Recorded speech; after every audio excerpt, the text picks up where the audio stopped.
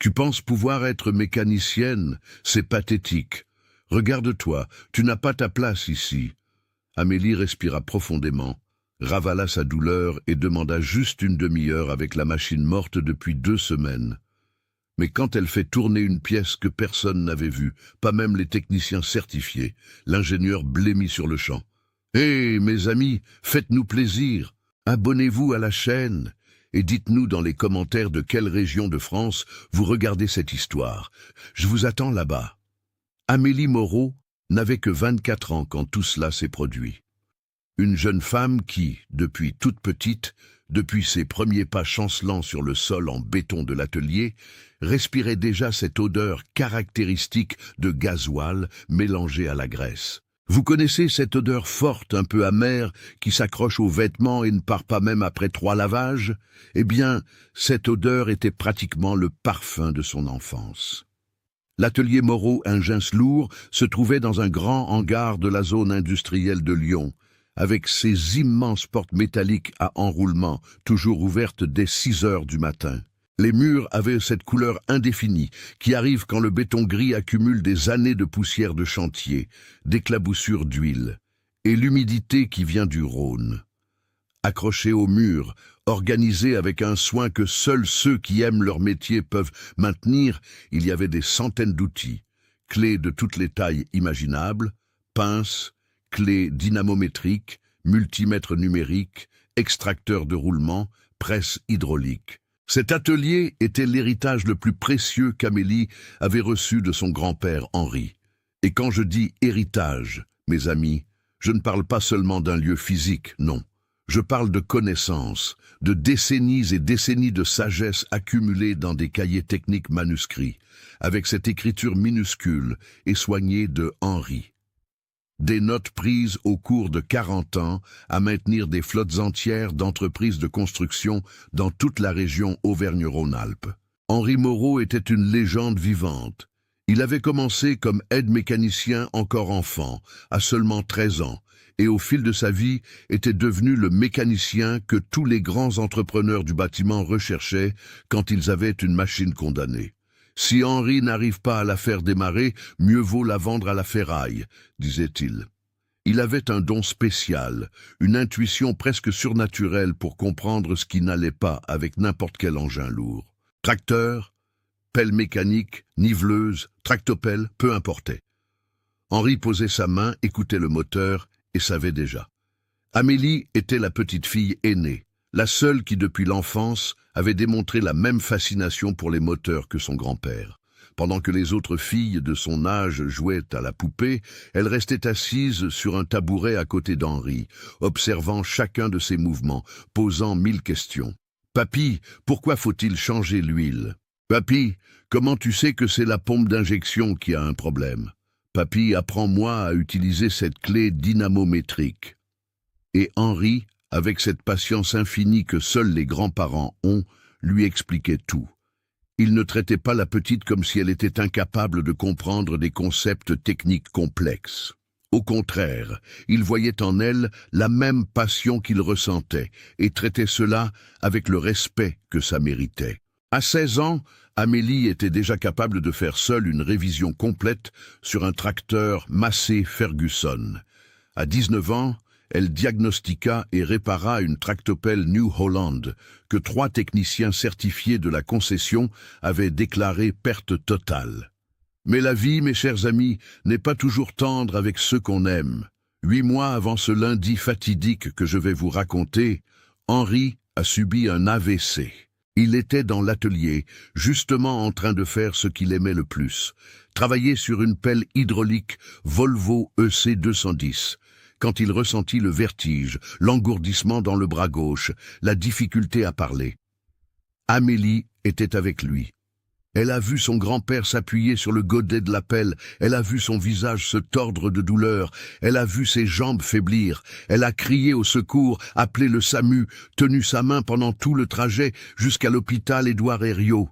Ce furent des heures interminables dans la salle d'attente. Cette odeur de désinfectant mélangée au café froid, le bruit des chaussures des infirmières sur le carrelage, son cœur battant si fort qu'il semblait vouloir sortir de sa bouche. Henri a survécu, Dieu merci, mais les séquelles furent sévères. Il perdit une partie des mouvements du côté gauche du corps. La parole resta traînante, compromise. Le médecin fut direct. Il ne pourra plus travailler en mécanique. Il a besoin de kinésithérapie intensive, de suivi neurologique constant, de médicaments contrôlés. Ce sera un traitement long et coûteux. Ce fut à ce moment-là, assise sur cette chaise en plastique dur de la salle d'attente, les yeux gonflés d'avoir tant pleuré, qu'Amélie prit une décision. Elle avait 23 ans, venait de terminer un BTS en maintenance des engins de travaux publics, mais plus important que n'importe quel diplôme, elle avait la connaissance qu'Henri lui avait transmise au fil des années. Elle allait maintenir l'atelier en activité, allait honorer l'héritage de son grand-père, allait payer son traitement coûte que coûte, et ce ne fut pas facile, laissez-moi vous dire. Amélie découvrit dans la pratique ce qu'elle savait déjà en théorie. Le monde de la mécanique poids lourd est brutal avec les femmes. Les clients arrivaient à l'atelier, la voyaient en bleu de travail et demandaient à parler au mécanicien responsable. Quand elle expliquait qu'elle était la mécanicienne responsable, beaucoup tournaient simplement les talons et s'en allaient. « Une femme ne comprend rien au moteur », disait-il. « Je vais chercher un vrai atelier avec un vrai professionnel. » Chaque rejet était un coup de poignard dans sa poitrine, mais Amélie ravalait ses larmes, essuyait la graisse de ses mains et continuait. Les clients qui restaient, qui lui donnaient une chance, découvraient qu'ils étaient face à l'une des mécaniciennes les plus compétentes de toute la région. Elle avait non seulement une connaissance technique impeccable, mais cette intuition que son grand-père lui avait transmise, cette capacité d'écouter un moteur et d'identifier exactement ce qui n'allait pas. Petit à petit, l'atelier maintint une clientèle fidèle. Ils n'étaient pas nombreux, mais suffisants pour payer les factures, acheter les pièces, maintenir le traitement d'Henri et survivre. Amélie travaillait seule de 6 heures du matin à 20 heures, tous les jours.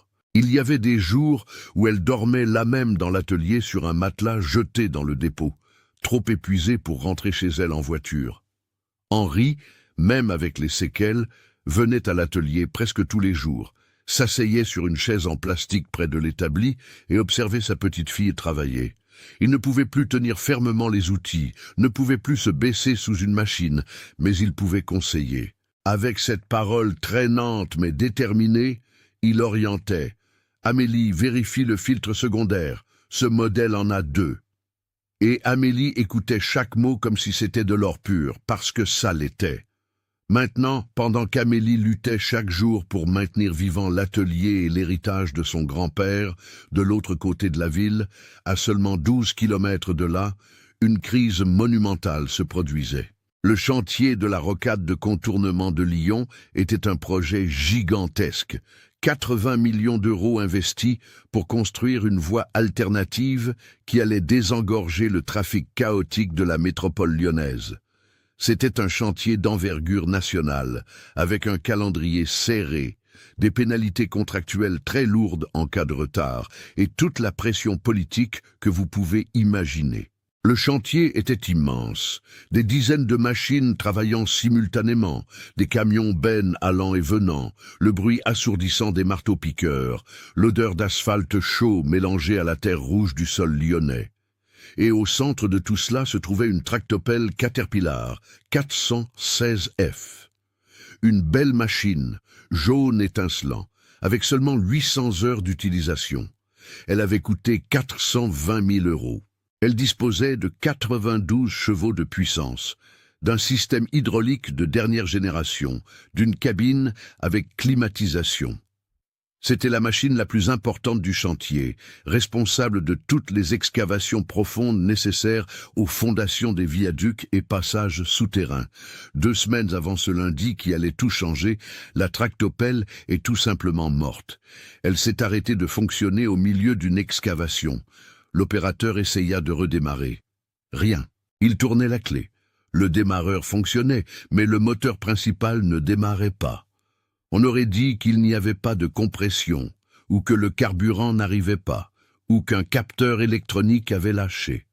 Le superviseur de maintenance du chantier, un homme expérimenté qui travaillait avec les engins depuis 30 ans, essaya toutes les procédures de base. Vérifia la batterie, vérifia le carburant, vérifia les filtres visibles, vérifia les fusibles. Rien. La machine restait morte comme une pierre. Et là entre en scène Thomas Dubois, ingénieur en chef, 38 ans, envoyé par le siège de l'entreprise de construction à Paris, spécialement pour gérer ce chantier. Thomas était brillant techniquement, diplômé de l'École centrale de Paris, l'une des meilleures écoles d'ingénieurs de France, avec un MBA en gestion de projet d'une université américaine. Il savait tout sur le béton précontraint, sur le dimensionnement des structures, sur la planification perte CPM, sur l'analyse de viabilité économique.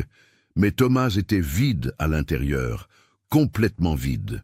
3 ans auparavant, son mariage s'était effondré. Son épouse, fatiguée d'être toujours la deuxième priorité après le travail, fatiguée des dîners annulés, des vacances interrompues, des anniversaires oubliés, avait demandé le divorce. Et Thomas, au lieu de faire une réflexion profonde sur ce qu'il avait perdu, plongea encore plus profondément dans le travail. Il devint un bourreau de travail obsessionnel. Il travaillait 16-18 heures par jour. Les week-ends n'existaient pas dans son vocabulaire. Les relations personnelles devinrent un fardeau. La seule chose qui importait, c'était les délais, les objectifs, les résultats. Et avec cela vint l'arrogance, une arrogance technique brutale.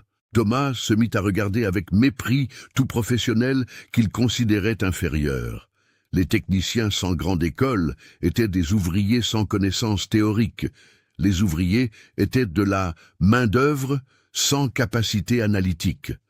Les mécaniciens d'ateliers locaux étaient des bricoleurs qui ont appris sur YouTube.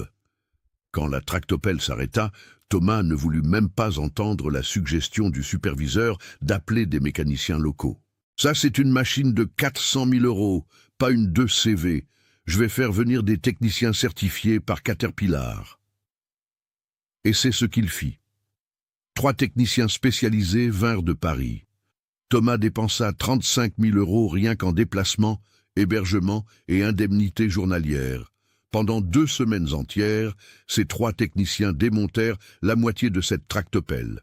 Ils testèrent chaque capteur électronique du système d'injection électronique Common Rail, remplacèrent la pompe haute pression de carburant, changèrent tous les injecteurs, installèrent de nouvelles pompes hydrauliques, vérifièrent le module de contrôle électronique, firent des tests de compression sur tous les cylindres, mesurèrent la pression d'huile, testèrent le turbocompresseur.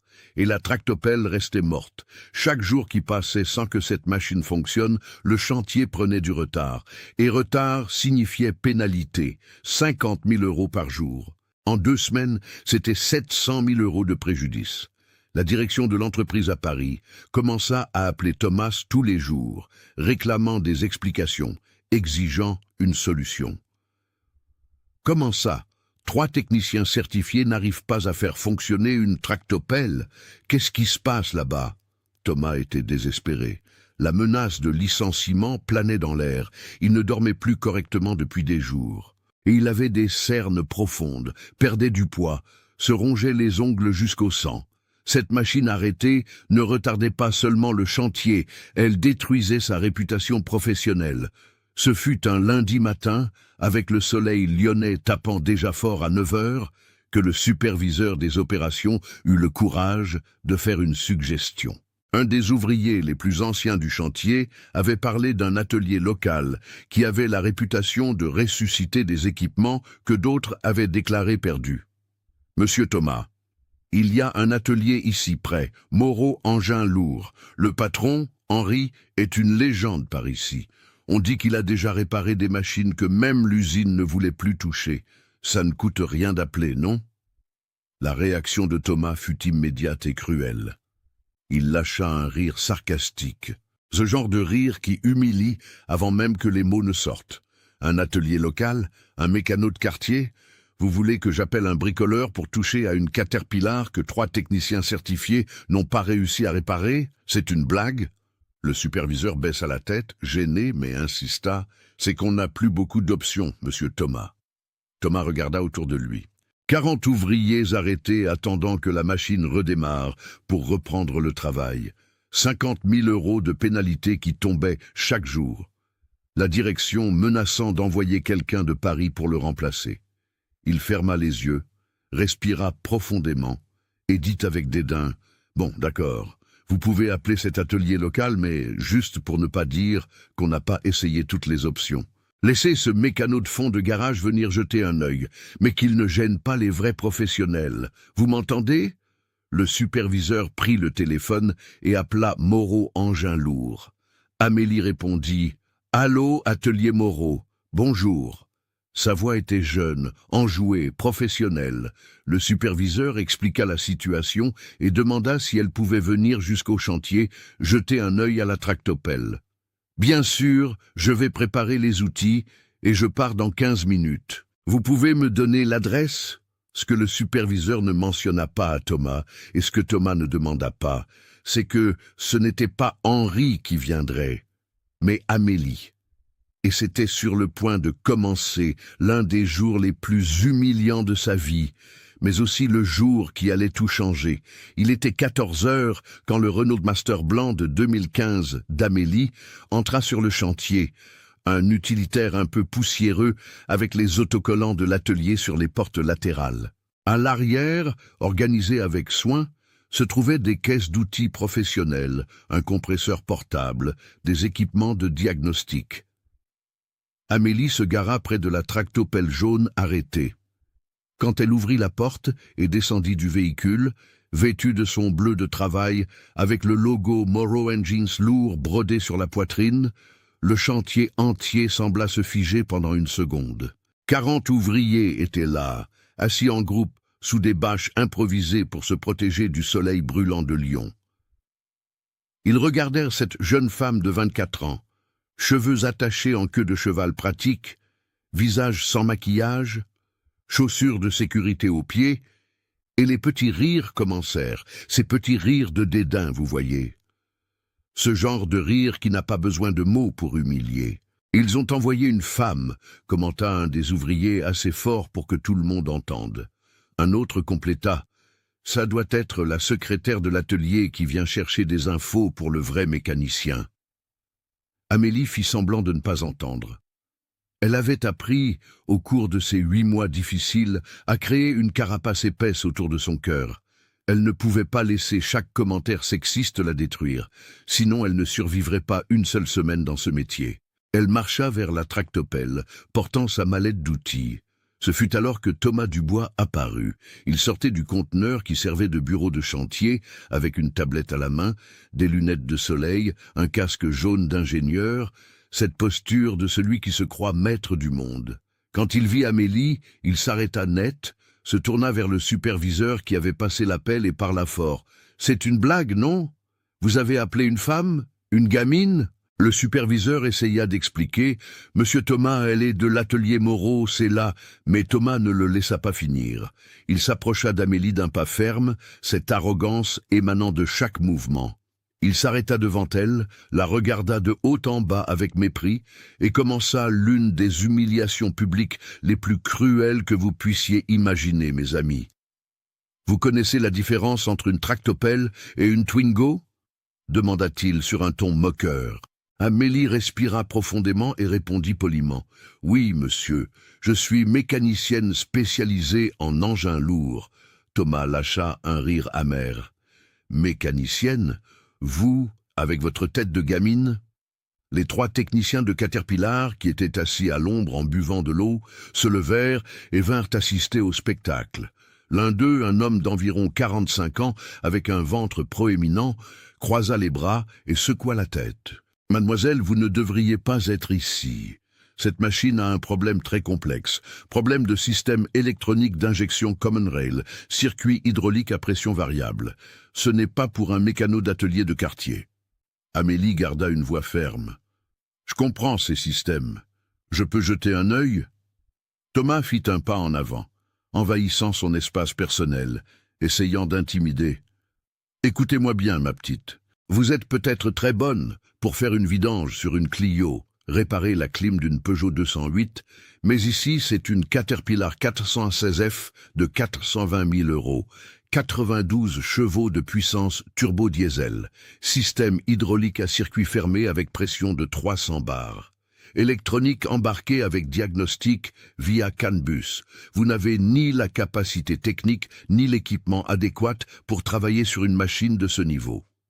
L'humiliation ne faisait que commencer. Thomas se tourna vers les ouvriers rassemblés et parla fort. « Messieurs, écoutez bien, je vais faire une proposition à cette demoiselle. » Il sortit son portefeuille de sa poche et compta 1 500 € en billets de 100. « Regardez cet argent. Si vous, par un miracle des miracles, arrivez à faire fonctionner cette tractopelle, ces 1 500 € sont à vous. Mais si vous échouez, vous devrez enregistrer une vidéo en disant bien fort qu'une femme n'a pas la capacité technique pour la mécanique lourde. Et je posterai cette vidéo sur les réseaux sociaux. Vous acceptez le pari ?» Le visage d'Amélie devint rouge. Non pas de honte, mais de rage contenue. Elle sentit les larmes brûler derrière ses yeux, mais elle n'allait pas donner le plaisir à cet homme de la voir pleurer. Elle pensa à son grand-père Henri, à tout ce qu'il lui avait enseigné, à toutes les fois où il avait dit « Amélie, ta compétence parlera plus fort que n'importe quel préjugé. » Avec une voix tremblante mais déterminée, Amélie répondit « J'accepte votre défi, mais pas pour l'argent. J'accepte pour prouver que vous avez tort. » Thomas sourit avec cynisme. « Parfait. On va voir ce spectacle. » Il fit signe au technicien. « Les gars, expliquez à la demoiselle ce qui a déjà été fait juste pour qu'elle ne perde pas de temps à essayer ce qu'on a déjà essayé. » Un des techniciens commença à parler d'un ton condescendant, comme s'il expliquait à une enfant « Écoutez, ma petite, on a déjà changé la pompe haute pression, tous les injecteurs, le filtre à carburant principal, le capteur de régime, le capteur de température. On a testé la compression sur les 6 cylindres, vérifié le turbo, scanné tous les codes d'erreur du module. Donc inutile d'essayer ces choses basiques, d'accord ?» Un autre technicien compléta « Vous feriez mieux d'appeler un vrai homme de votre atelier, mademoiselle. Ne vous inquiétez pas, ça ne vous fera pas de mal d'admettre que vous n'avez pas assez d'expérience. » Amélie ferma les yeux une seconde, sentant le poids de ce moment. Tout le monde là voulait la voir échouer. Tout le monde là avait déjà décidé qu'elle n'était pas capable. Elle pensa à son grand-père à la maison, dépendant d'elle, pensa aux factures de l'atelier, pensa à toutes les fois où on avait douté d'elle. Et alors, elle ouvrit les yeux, regarda directement Thomas et dit « J'ai besoin que tout le monde s'éloigne et me laisse travailler en silence. 1 demi-heure. C'est tout. » Thomas lâcha un rire sonore. « 1 demi-heure. Ces gars ont travaillé 2 semaines, mais bon, allez-y. Tout le monde, sortez vos portables. On va filmer le moment de sa défaite. Ça va faire le buzz. » 40 pères d'yeux fixés sur elle, 40 téléphones pointés, prêts à enregistrer l'échec. Le soleil lyonnais tapant fort sur ce chantier, la chaleur montant de l'asphalte en vagues visibles. Amélie sentit la sueur couler le long de sa nuque, mais ce n'était pas seulement la chaleur, c'était la pression pure. Elle s'approcha de la tractopelle Caterpillar 416F avec sa mallette d'outils. La machine était là, imposante, jaune, étincelante, même couverte de la poussière rouge du chantier. Amélie posa sa main sur le côté du godet, sentant le métal chaud sous ses doigts, et respira profondément. « Papy Henri, pensa-t-elle, aide-moi de là-haut. » Son premier mouvement surprit tout le monde. Au lieu d'aller directement au moteur, comme les techniciens s'y attendaient, Amélie fit un tour complet autour de la machine, lentement, en observant. Elle regardait sous le châssis, vérifiait les tuyaux hydrauliques, passait sa main sur les connexions, s'accroupissait pour voir des angles auxquels personne n'avait prêté attention. Un des techniciens chuchota à son collègue « Qu'est-ce qu'elle fait? Elle se promène ?» Mais Amélie ne se promenait pas. Elle faisait exactement ce que son grand-père lui avait enseigné. Avant d'ouvrir un boulon, observe. La machine raconte toujours son histoire à qui s'est écouté. Elle ouvrit ensuite le capot moteur. L'ensemble des 6 cylindres en ligne était là. Trop propre même. Cela attira son attention. Quand un moteur subit une maintenance intensive, certaines zones gardent des marques d'outils, des éclaboussures d'huile neuve, de la poussière déplacée. Ce moteur était si propre qu'on aurait dit qu'ils avaient tout démonté. Amélie prit une lampe LED de sa mallette et commença à éclairer les composants. Elle vérifia la pompe haute pression neuve que les techniciens avaient installée. Elle était parfaite. Vérifia les injecteurs neufs, ils étaient parfaits. Vérifia toutes les connexions électriques des capteurs. Elles étaient parfaites. Ils avaient fait un travail impeccable, pensa-t-elle.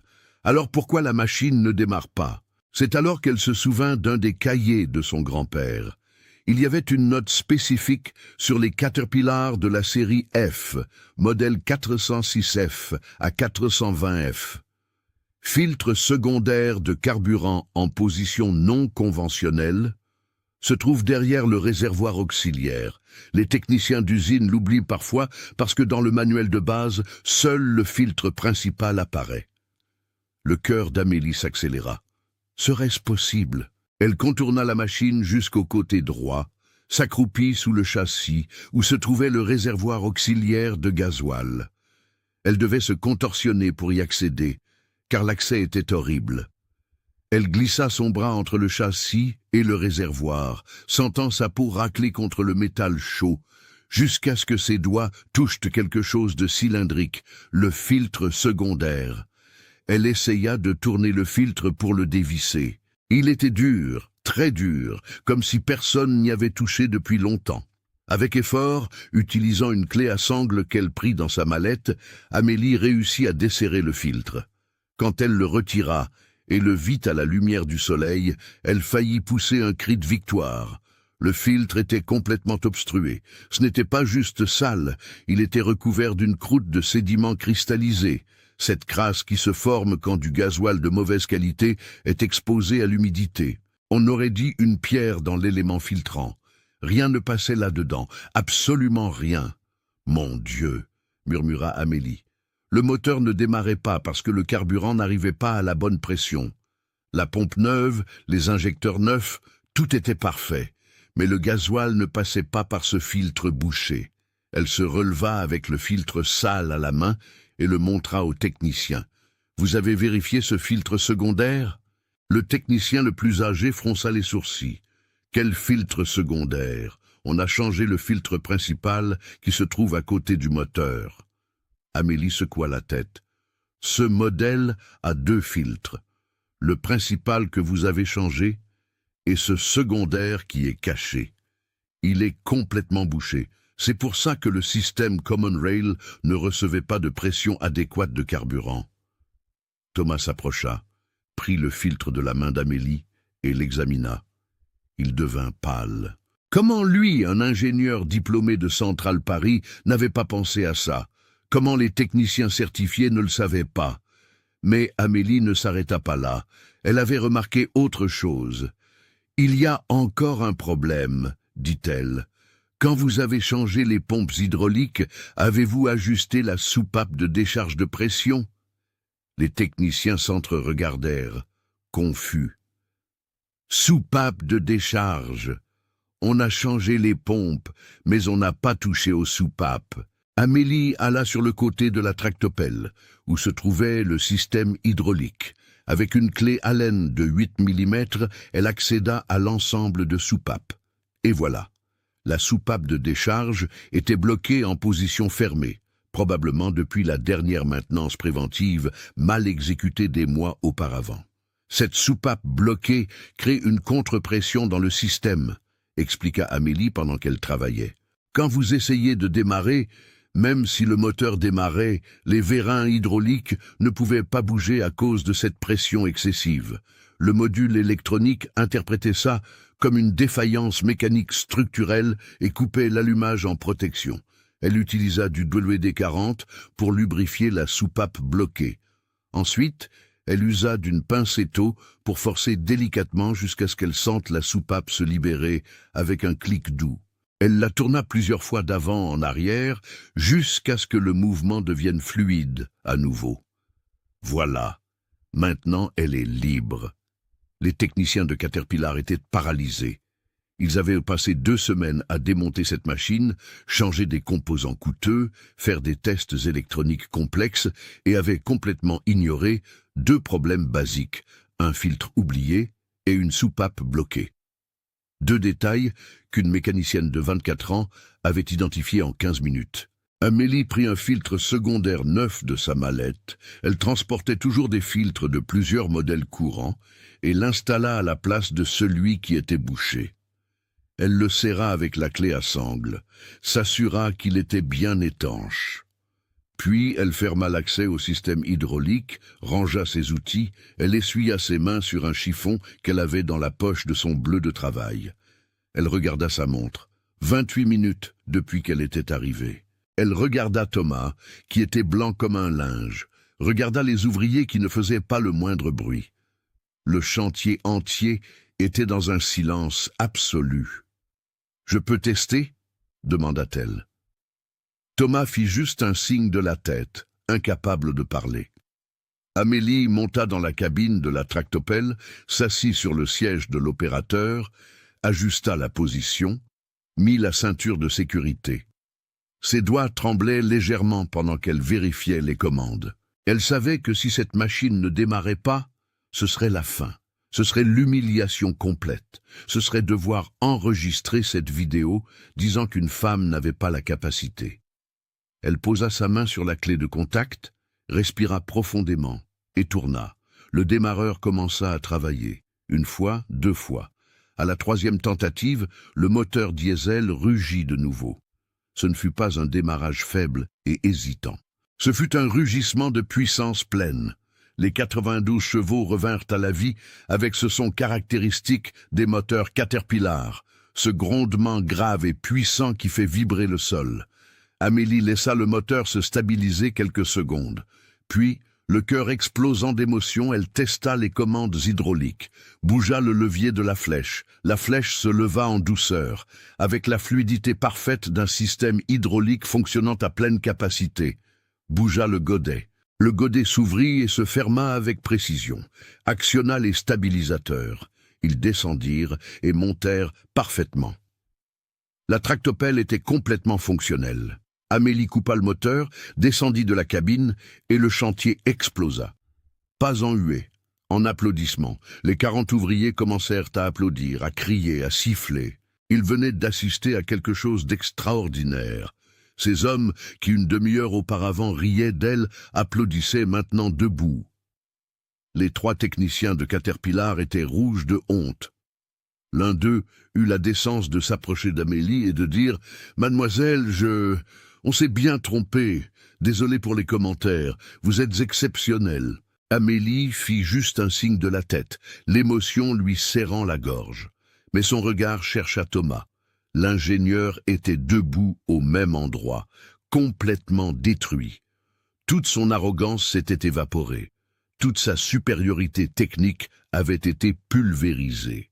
Une mécanicienne de 24 ans d'un atelier local, sans diplôme universitaire, avait résolu en 1 demi-heure ce qu'il n'avait pas réussi à résoudre en 2 semaines avec des techniciens certifiés et 35 000 € dépensés. Amélie marcha vers lui, s'arrêta à un demi-mètre de distance et d'une voix calme, sans colère, sans vengeance, juste avec dignité, elle dit « Le problème n'était pas la complexité technique, monsieur l'ingénieur, c'était l'attention aux détails de base. Mon grand-père disait toujours que les solutions les plus simples se trouvent souvent aux endroits où l'arrogance ne vous laisse pas regarder. » Thomas ouvrit la bouche pour parler, mais aucun son ne sortit. Les mots d'Amélie avaient atteint non seulement son orgueil professionnel, mais quelque chose de beaucoup plus profond. Elle avait exposé la vérité la plus douloureuse. Il avait échoué non par manque de connaissances, mais par excès d'arrogance. Ce fut alors qu'un des ouvriers les plus anciens, un homme d'environ 60 ans au visage marqué par des décennies de soleil, s'approcha. « Mademoiselle, laissez-moi vous demander quelque chose. Vous êtes parente d'Henri Moreau ?» Amélie se tourna vers lui, surprise. « Oui, je suis sa petite-fille. Pourquoi ?» L'homme sourit avec affection. « Je m'en doutais. Ça ne pouvait être que son sang. Votre grand-père est une légende, mademoiselle. J'ai travaillé avec lui sur plusieurs chantiers dans les années 90. Cet homme a sauvé plus de machines condamnées que beaucoup d'ingénieurs diplômés. Il mit la main dans la poche de son pantalon et sortit un vieux portefeuille en cuir. De l'intérieur, il tira une photo jaunie, déjà un peu délavée. C'était une photo de 1995, lors d'une inauguration de chantier. Là se trouvait Henri, plus jeune, avec le bleu de l'atelier, tenant une plaque d'honneur au mérite. À côté de lui, 3 hommes en costume. L'un d'eux était le directeur régional de l'entreprise de construction où Thomas travaillait. « Votre grand-père a maintenu notre flotte en marche pendant plus de 30 ans, expliqua l'ouvrier. Quand une machine tombait en panne, peu importe l'heure, il venait à l'aube, le dimanche, les jours fériés, et il réparait toujours. Toujours. » Il tendit la photo à Amélie, qui la prit avec des mains tremblantes. Voir son grand-père là, fort, en bonne santé, au sommet de sa carrière, fit enfin échapper les larmes de ses yeux. Thomas regarda la photo, regarda Amélie, et à ce moment quelque chose en lui se brisa complètement. Thomas Dubois était détruit, pas physiquement, mais à l'intérieur. Il regarda la vieille photo, vit Henri Moreau être honoré par l'entreprise même où il travaillait, et sentit le poids écrasant de la honte tomber sur ses épaules comme une tonne de béton. Il avait humilié la petite fille d'une légende. Il s'était moqué de l'héritière d'un homme que sa propre entreprise avait honoré.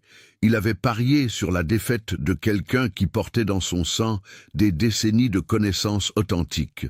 Et pire, il avait fait tout cela poussé par un préjugé pur. Ce n'était pas une question de capacité technique, c'était parce qu'elle était une femme, c'était parce qu'elle n'avait pas de diplôme accroché au mur, c'était parce qu'elle venait d'un atelier simple.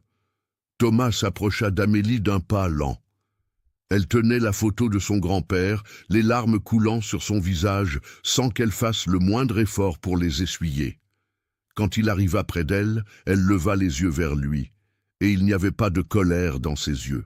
Il y avait de la tristesse d'avoir été traitée de cette façon, de la tristesse pour toutes les fois où elle avait déjà été traitée ainsi auparavant. « Amélie » commença Thomas, et sa voix se brisa. Il s'éclaircit la gorge, essaya à nouveau. « Amélie, je dois vous demander pardon. » Devant tout le monde, il se tourna vers les 40 ouvriers qui étaient encore là, témoins de tout. « Messieurs, écoutez bien. J'ai commis aujourd'hui l'une des erreurs les plus graves qu'un professionnel puisse commettre. J'ai jugé Amélie non pas sur sa compétence, mais sur son genre. Je l'ai humiliée publiquement. J'ai douté d'elle sans aucune raison à part mon préjugé idiot. » Il sortit son portefeuille de sa poche, prit les 1500 € qu'il avait offerts comme pari, tendit l'argent à Amélie avec des mains tremblantes. « Vous avez gagné. Vous méritez ça et bien plus. Mais plus que l'argent, vous méritez mon respect et mes excuses sincères. » Amélie regarda l'argent. C'était beaucoup d'argent. 1500 €. De quoi payer 3 mois de kinésithérapie de son grand-père. De quoi acheter des pièces pour l'atelier. De quoi couvrir des factures en retard. Mais quelque chose en elle disait qu'accepter cet argent serait accepter l'humiliation comme faisant partie du métier. Ce serait dire qu'il était acceptable d'être traité ainsi du moment que ça payait bien. Elle prit l'argent de la main de Thomas et tous restèrent silencieux, attendant. Alors elle dit « Je vais accepter cet argent, mais pas pour moi. » Elle se tourna vers les ouvriers. « Vous avez une caisse d'entraide médicale ici sur le chantier ?» Le superviseur fit signe que oui. « Alors cet argent ira là-bas, pour les travailleurs qui en auront besoin. Je ne veux pas gagner de l'argent sur une humiliation. Je veux gagner du respect. » Le chantier explosa en applaudissements à nouveau. Thomas sentit ses propres larmes brûler dans ses yeux. Cette femme, après tout ce qu'il avait fait, avait la grandeur de transformer ce moment horrible en quelque chose de beau. Elle avait toutes les raisons du monde de lui frotter la victoire au visage, de l'humilier en retour, mais elle choisit la dignité. « Vous êtes incroyable, » dit Thomas, et ce n'était pas de la flatterie, c'était une reconnaissance authentique. J'ai passé 3 ans de ma vie à penser que la compétence se mesurait aux diplômes et certificats, que la valeur humaine se mesurait au poste et au salaire, et vous venez de me donner une leçon qu'aucune université ne m'a enseignée. Amélie essuya ses larmes avec le dos de sa main sale de graisse. Vous savez ce qui fait le plus mal, monsieur l'ingénieur? Ce n'est même pas l'humiliation d'aujourd'hui, c'est que ça arrive tous les jours. Tous les 5 jours, je dois prouver que je suis capable. Des clients qui s'en vont quand ils voient que je suis la mécanicienne. Des fournisseurs qui ne prennent pas mes commandes au sérieux. Des gens qui me demandent si je ne préférerais pas un travail plus féminin, comme si réparer des moteurs était un truc d'homme et s'occuper des gens un truc de femme. Elle respira profondément et pour la première fois depuis son arrivée, laissa la vulnérabilité apparaître. Il y a 8 mois, mon grand-père a eu un AVC. Il ne peut plus travailler. Il fait de la kiné, prend des médicaments chers, a besoin de soins constants. Et moi, je suis seul à essayer de maintenir l'atelier en marche pour payer tout ça. Il y a des jours où je ne sais pas si je vais pouvoir payer les factures. Il y a des jours où je pleure en rentrant chez moi en voiture. Mais je ne peux pas abandonner parce que cet atelier, c'est la vie de mon grand-père, c'est son héritage, et il m'a fait confiance pour le garder vivant. Le silence qui envahit le chantier était dense, lourd. Tout le monde là comprit qu'ils n'étaient pas seulement face à une mécanicienne talentueuse. Ils étaient face à une femme qui portait le poids du monde sur ses épaules et restait debout, avec dignité, avec force. Thomas sentit quelque chose en lui se briser définitivement. Il avait passé 3 ans à se plaindre de la vie, à jouer la victime à cause d'un divorce, à travailler obsessionnellement pour combler un vide qu'il avait lui-même créé. Et là se tenait une femme de 24 ans affrontant de vrais défis, une vraie douleur, une vraie responsabilité. Et malgré tout, elle gardait la compassion, la générosité, la dignité. « Amélie, dit-il, et cette fois la voix sortit ferme.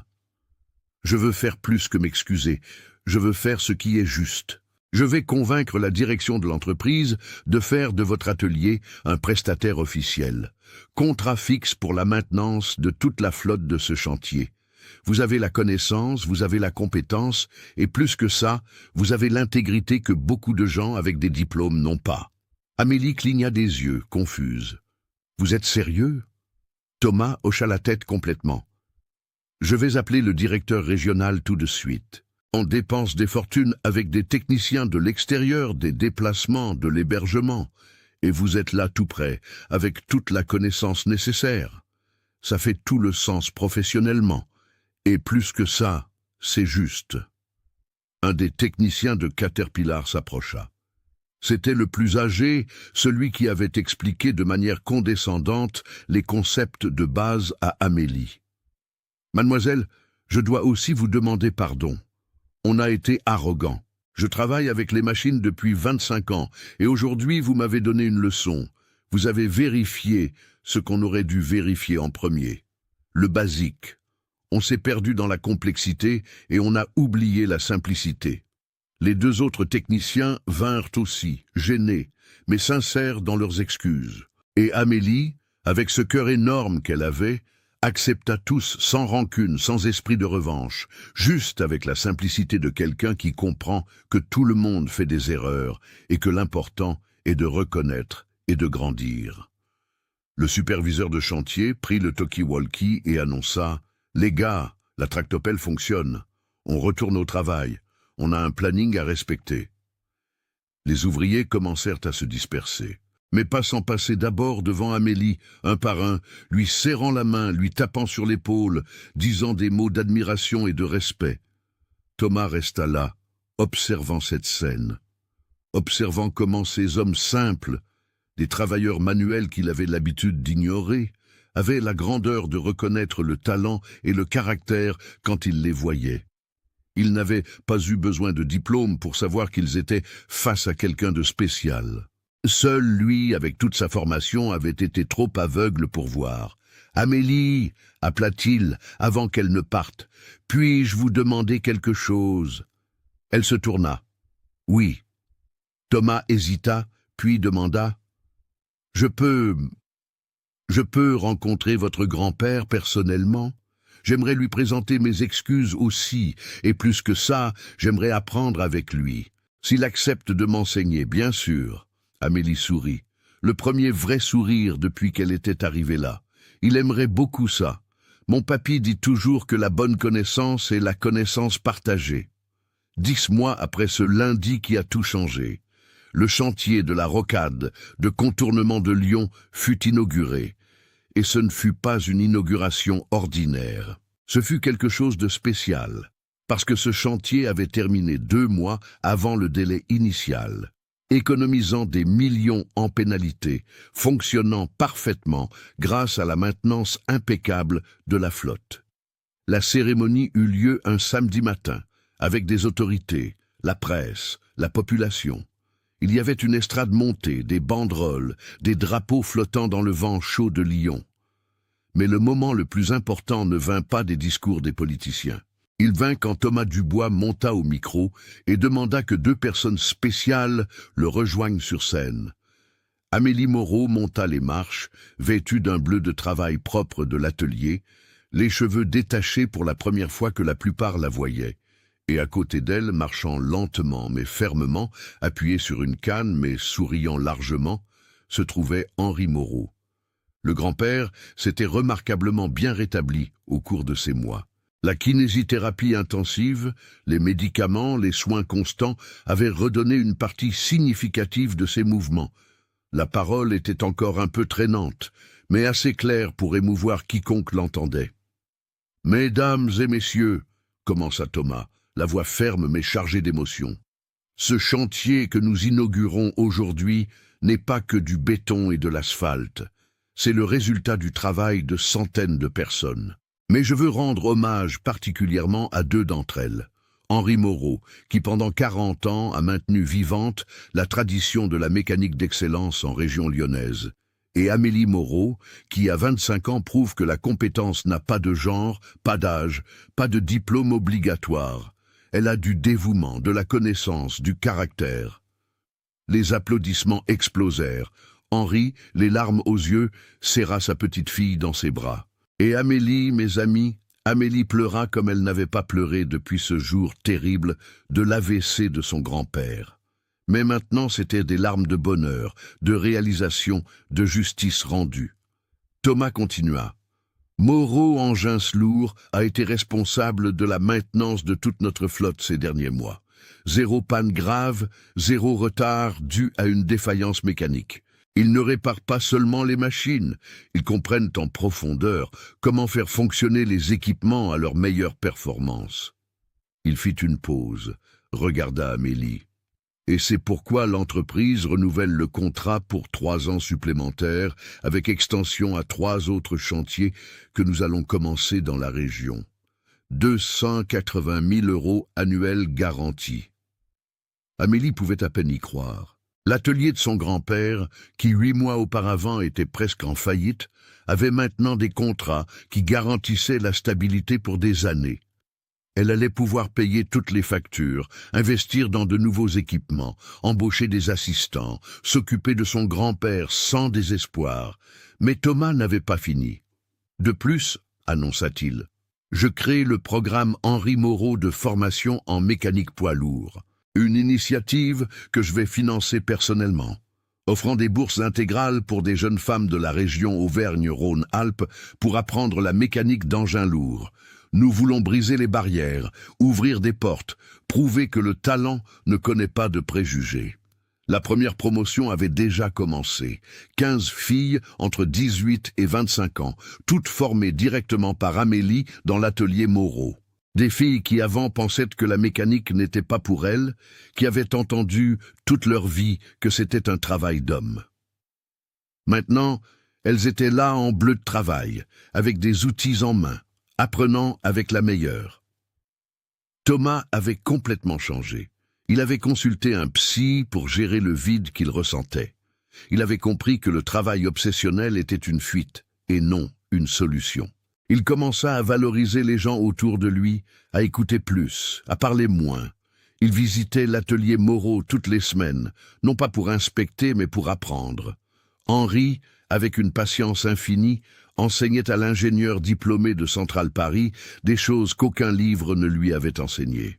Et Thomas absorbait tout avec une humilité authentique. Ce jour a changé ma vie, confia Thomas à Amélie lors d'une de ses visites. J'étais vide, arrogant. Je pensais que ma valeur venait de mon poste et de mon diplôme. Vous m'avez appris que la vraie valeur vient du caractère, de comment on traite les gens, de ce qu'on fait avec la connaissance qu'on a. L'atelier Moreau était maintenant une référence dans toute la région. Des contrats avec d'autres entreprises de construction commencèrent à arriver. La réputation d'Amélie se répandit. La petite fille d'Henri est meilleure qu'Henri lui-même, disait-il. Et quand Henri entendait ça, il gonflait de fierté. C'est parce qu'elle a appris avec le meilleur et s'est améliorée, disait-il en riant. Ce soir d'inauguration, après toute la cérémonie, Amélie et Henri retournèrent à l'atelier. Le vieux hangar maintenant avec de nouveaux équipements, une peinture fraîche, une enseigne lumineuse à l'entrée. Henri s'assit sur sa chaise habituelle, regarda autour de lui et dit à sa petite fille « Tu as honoré notre nom, ma petite. Tu as honoré notre famille. Tu as honoré toutes les femmes qui viendront après toi. » Amélie serra son grand-père dans ses bras. « J'ai juste continué ce que vous avez commencé, papy. La connaissance était la vôtre. Je ne l'ai juste pas laissé mourir. » Et là, dans ce hangar, avec l'odeur de gasoil et de graisse, avec les outils accrochés au mur, avec les machines attendant leur maintenance, se trouvait la preuve vivante que le talent n'a pas de genre, que la dignité vaut plus que l'arrogance, que les leçons les plus importantes de la vie viennent parfois des endroits les plus simples. L'histoire d'Amélie Moreau devint légendaire dans la région lyonnaise. Elle prouva qu'une pièce oubliée, que ce soit dans un moteur ou dans une société, peut faire toute la différence. Elle prouva que le respect se gagne par la compétence et le caractère. Et elle prouva que la vraie transformation se produit quand on a l'humilité de reconnaître ses erreurs et le courage de faire ce qui est juste. Alors mes amis, qu'avez-vous pensé de cette histoire ? N'oubliez pas de vous abonner à Moteurs et Espoirs, de laisser un like et de nous dire dans les commentaires de quelle région de France vous nous regardez. Votre soutien fait toute la différence. À très bientôt pour une nouvelle histoire.